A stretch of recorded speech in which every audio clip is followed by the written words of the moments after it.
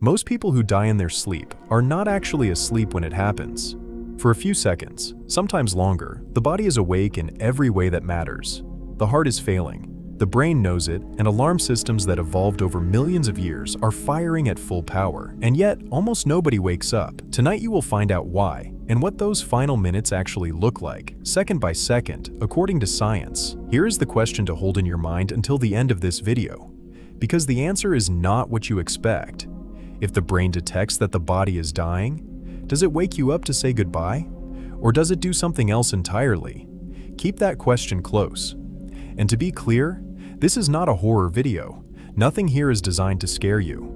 If anything, what science has found about dying in your sleep is one of the most quietly reassuring discoveries in all of medicine. Let us walk through it. Start with the cause. When someone dies peacefully in their sleep, in the overwhelming majority of cases, the real event is cardiac, the heart's electrical system, the network of signals that keeps its four chambers beating in sequence, misfires. The most dangerous version is called ventricular fibrillation. Instead of one coordinated squeeze, the heart muscle dissolves into hundreds of tiny, chaotic contractions. On a monitor, it looks like static. In the chest, it means the heart is technically moving, but pumping almost no blood at all. And here's the first number that matters. When the heart stops pumping, the brain does not get a slow decline. Blood pressure collapses within seconds, and consciousness follows in roughly 10 to 20 seconds. That is true whether you are standing in a supermarket or lying in bed. 10 to 20 seconds, less time than it took me to explain it. This is why the phrase died in their sleep is slightly misleading. The person didn't drift deeper into a dream. Their body crossed from sleep into a medical emergency, and the emergency simply moved faster than waking up does. But that raises the obvious question, and this is where it gets genuinely interesting. The brain has wake-up systems specifically built for emergencies. If your oxygen drops or your carbon dioxide rises while you sleep, the brainstem triggers an arousal,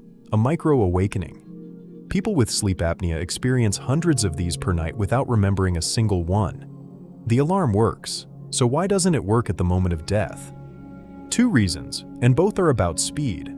First, the arousal system runs on blood. The very thing a failing heart stops delivering. An alarm that needs power cannot ring during a blackout. Within seconds of circulatory collapse, the brainstem's wake-up circuits are losing fuel at the same rate as everything else. Second, sleep itself raises the threshold. During deep sleep, and especially during REM, when the body is held in deliberate muscle paralysis called atonia, the brain actively filters the outside world and much of the inside one. Signals that would jolt an awake person take longer to break through. In a race measured in 10 to 20 seconds, longer is the difference between waking and not. So the honest picture is this. The alarm does fire. It just fires into a system that is already powering down. Most people lose consciousness before the feeling of something is wrong ever assembles into an actual thought. Now, what does the brain do in those seconds? For decades, nobody knew, because you cannot exactly schedule an experiment around a natural death. Then, in 2013, researchers at the University of Michigan did the next best thing. Monitoring the brains of rats during induced cardiac arrest, they recorded something nobody predicted. In the seconds after the heart stopped, the brain didn't fade quietly. It produced a burst of highly organized, high-frequency gamma activity, the same type of waves associated with conscious perception. In some measures, activity was more synchronized than in the waking state. The dying brain, in its final seconds, appeared to be intensely active. Hold on to that finding, because in 2022, something happened that moved it from rats to a human being, and it was recorded completely by accident. If mechanisms like this are why you're here, this whole channel lives at that edge. Subscribe. Now, the recording. In 2022, in the journal Frontiers in Aging Neuroscience, doctors published a case that had never existed before. An 87-year-old patient was connected to an EEG machine, electrodes reading his brainwaves, for epilepsy monitoring. While the recording was running, he suffered a sudden cardiac arrest and died, which means that for the first time in history, medicine had a continuous recording of a human brain crossing from life into death.